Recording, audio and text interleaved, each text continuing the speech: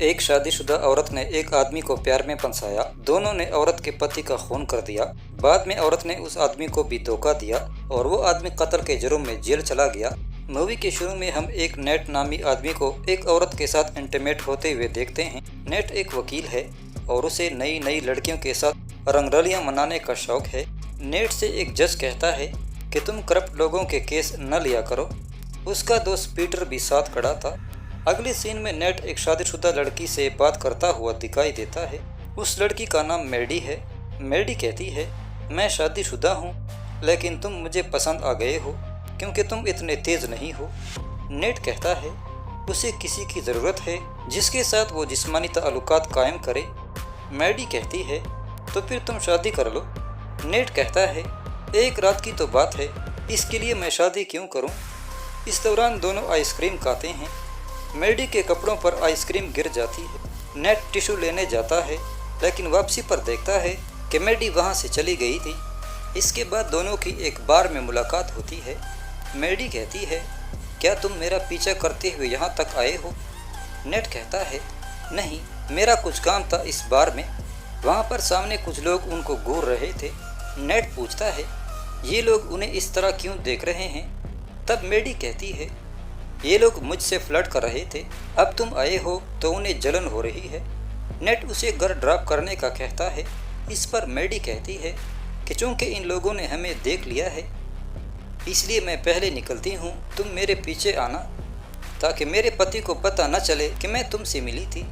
इसके बाद दोनों मेडी के घर पर आते हैं। घर पर मेडी उसे सिर्फ किस देकर घर से निकाल देता है मगर नेट के जज्बात भड़क उठते हैं। मेडी ने घर के सारे दरवाजे बंद कर दिए थे, इसलिए नेट एक कुर्सी उठाकर शीशा तोड़ देता है और अंदर जाकर मेडी को किस करना शुरू कर देता है। मेडी भी अपने आप को उसके हवाले कर देती है और दोनों इंटीमेट हो जाते हैं। इसके बाद वो मामूल के मुताबिक इंटीमेट होते रहते थे। एक दिन इंटीमेट होने के बाद जब मेडी बेडशीट तब्दील कर रही थी तो नेट इसकी वजह पूछता है। तब मेडी कहती है कि मेरी नौकरानी को पता नहीं चलना चाहिए कि मैं किसी और मर्द के साथ सोई हूँ। नेट के दोस्तों को भी उस पर शक था कि नेट किसी लड़की के चक्कर में है। रात को मेडी नेट से कहती है कि वो अपने शोहर से मुतमईन नहीं है। अगले दिन नेट मेडी के पास जाकर सीधा उससे इंटीमेट होने का कहता है मगर वो लड़की मेडी नहीं थी। नेट शर्मिंदा हो जाता है। तभी वहाँ मेडी आकर कहती है कि ये मेरी सहेली मेरियन है। मेडी मेरियन को एक पैकेट देती है। उस पैकेट में क्या था ये हमें मूवी के आखिर में पता चलेगा। नेट मेडी से कहता है हम पकड़े गए हैं। मेडी कहती है मेरियन पर मुझे भरोसा है, वो किसी को नहीं बताएगी। मेडी नेट के साथ प्लानिंग बनाती है कि दोनों अगर मेरे पति को कत्ल कर दें तो उसकी आधी जायदाद उनकी हो सकती है जिससे वो ऐश करेंगे। नेट कहता है तुम उससे तलाक ले लो। इस पर मेडी कहती है शादी के वक्त जो हमारे बीच मुआहदा हुआ था उसकी रूह से तलाक के बाद मुझे 1 साल तक थोड़े पैसे मिलेंगे और साल के बाद पैसे मिलना बंद हो जाएंगे। नेट कहता है मुझे पैसों से कोई गरज नहीं, मुझे तो सिर्फ तुम चाहिए हो। मेडी का हस्बैंड घर आता है, उसके साथ उसकी बांजी भी थी। हस्बैंड के घर पर रहने की वजह से वो नेट से नहीं मिल पाती। मेडी नेट को फ़ोन करके रात को घर बुलाती है। रात को जब दोनों इंटीमेट होने के मूड में थे तब वो बच्ची वहाँ आती है और दोनों को देख लेती है। अगले दिन वो बच्ची अपनी माँ के साथ वापस चली जाती है। एक होटल में मेडी अपने हस्बैंड को नेट से मिलवाती है और कहती है कि ये वही वकील है जो हमारी प्रॉपर्टी ख़रीदने का ख्वाहिशमंद है। तीनों बैठकर खाना खाते हैं। मेडी का हस्बैंड कहता है कि वो भी एक वकील था लेकिन उसे ज़्यादा पैसे कमाने थे इसलिए उसने 2 नंबर के काम में हाथ डाला। मेडी नेट से मिलने उसके ऑफिस जाती है। नेट कहता है तुम्हें यहाँ नहीं आना चाहिए था, किसी ने देख लिया तो मामला ख़राब हो सकता है। यहाँ पर नेट मेडी से वादा करता है कि वो दोनों मिलकर उसके हस्बैंड को कत्ल करेंगे। नेट एक जगह मुंतखब करता है जहाँ पर उसने मकतूल की लाश रखनी थी।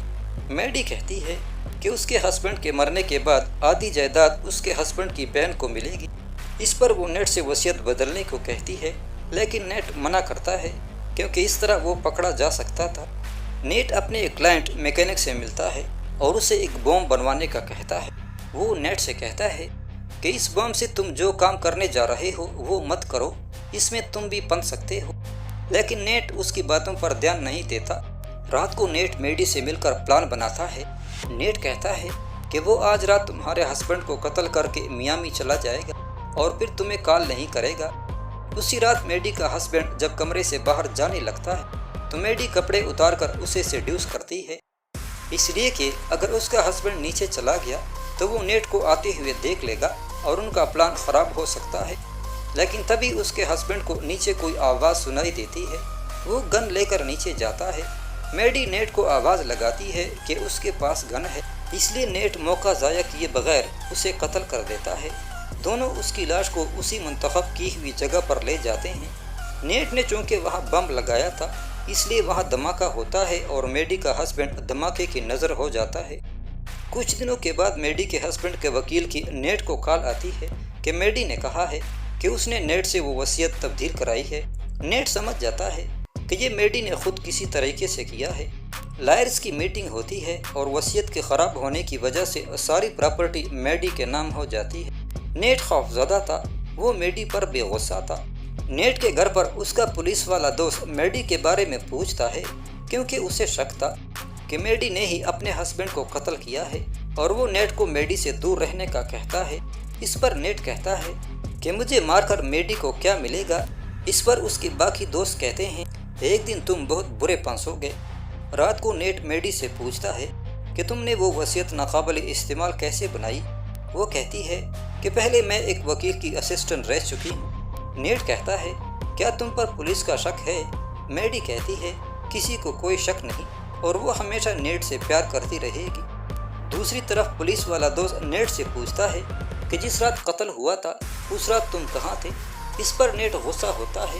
وہ پولیس والا کہتا ہے کہ میڈی کا ہسبینڈ چشمہ پہنتا تھا لیکن اس کے ساتھ چشمہ نہیں ملا، اس کا مطلب ہے کہ اس کا قتل کہیں اور ہوا تھا اور بعد میں اس کی لاش وہاں رکھی گئی۔ اس کے علاوہ میڈی کے نند کی بیٹی نے میڈی کو ایک آدمی کے ساتھ انٹیمیٹ ہوتے دیکھا تھا پر اس بچی نے اس آدمی کی شکل نہیں دیکھی تھی۔ نیٹ اس بچی کے پاس جا کر اس سے میٹھی میٹھی باتیں کرتا ہے۔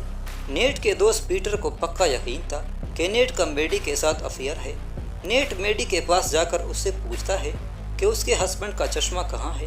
میڈی کہتی ہے کہ اسے نہیں پتہ، شاید نوکرانی نے صفائی کے دوران اٹھایا ہو۔ میڈی کہتی ہے ہم شدید الجھن کا شکار ہوئے ہیں۔ دوسری طرف پیٹر نیٹ سے کہتا ہے کہ قتل والی رات تم میامی میں تھے مگر جس ہوٹل میں تم ٹھہرے تھے اس رات کوئی تمہیں کال کر رہا تھا مگر تم نے کال اٹینڈ نہیں کی، اس کا مطلب ہے کہ تم وہاں موجود نہیں تھے۔ اس کے بعد نیٹ ایک وکیل سے ملتا ہے۔ اس وکیل سے اسے پتہ چلتا ہے کہ میڈی ایک سوچے سمجھے منصوبے کے تحت نیٹ کے قریب آئی تھی۔ اس کے بعد نیٹ اس میکینک سے ملتا ہے۔ وہ بتاتا ہے کہ جس دن تم نے مجھ سے بم بنوایا تھا اس کے 2 دن بعد ایک عورت نے بھی ایک سیم بم اس سے بنوایا تھا۔ اس پر نیٹ سمجھ جاتا ہے کہ میڈی اسے پنسانا چاہتی ہے۔ نیٹ کو میڈی کی کال آتی ہے اور کہتی ہے کہ وصیت کے مطابق اسے ساری پراپرٹی مل چکی ہے اور جو چشمہ گم ہوا تھا وہ نوکرانی کے پاس ہے اور وہ اس سے لینے والی ہے۔ وہ نیٹ کو بوٹ ہاؤس پر بلاتی ہے کہ چشمہ وہاں پڑا ہے۔ نیٹ جب بوٹ ہاؤس پر پہنچتا ہے تو دروازے پر ایک تار کو باندھا ہوا دیکھتا ہے۔ وہ سمجھ جاتا ہے کہ اگر اس نے دروازہ کھولا تو بم پھٹ جائے گا، اس لیے وہ گن لے کر دوبارہ جاتا ہے۔ میڈی اس سے پوچھتی ہے تمہارے پاس گن کیوں ہے؟ تم کیا کرنے والے ہو؟ نیٹ اسے بوٹ ہاؤس چشمہ لینے کے لیے بھیجتا ہے۔ میڈی چلی جاتی ہے۔ تبھی بوٹ ہاؤس میں دھماکہ ہوتا ہے۔ نیٹ کے پولیس دوست نے چونکہ دونوں کو ساتھ دیکھ لیا تھا اور بوٹ ہاؤس سے ایک عورت کی لاش برآمد ہوتی ہے جس کی شناخت سے پتہ چلتا ہے کہ لاش میڈی کی ہے۔ نیٹ کو پولیس گرفتار کر لیتی ہے۔ نیٹ دوست کو بتاتا ہے کہ میڈی نے مجھے دھوکہ دیا ہے، میڈی ابھی بھی زندہ ہے، لیکن اس کا دوست کہتا ہے کہ بوٹ ہاؤس سے ملنے والی لاش میڈی ہی کی تھی۔ یہاں پر پتہ چلتا ہے کہ میڈی کا اصل نام میرین تھا۔ اس نے اس آدمی سے پراپرٹی کی خاطر شادی کی تھی اور میڈی بن کر اس آدمی کے ساتھ رہ رہی تھی۔ شروع میں اصلی میڈی کو جب پتہ چلا کہ وہ اس کا نام استعمال کر کے اسے دھوکہ دے رہی ہے تب وہ اسے بلیک میل کرنا شروع کر دیتی ہے اور جو پیکٹ اس نے جس لڑکی کو دیا تھا وہی اصلی میڈی تھی۔ بوٹ ہاؤس میں بھی اصلی میڈی کی لاش تھی جسے نقلی میڈی نے وہاں پہلے سے چھپایا تھا۔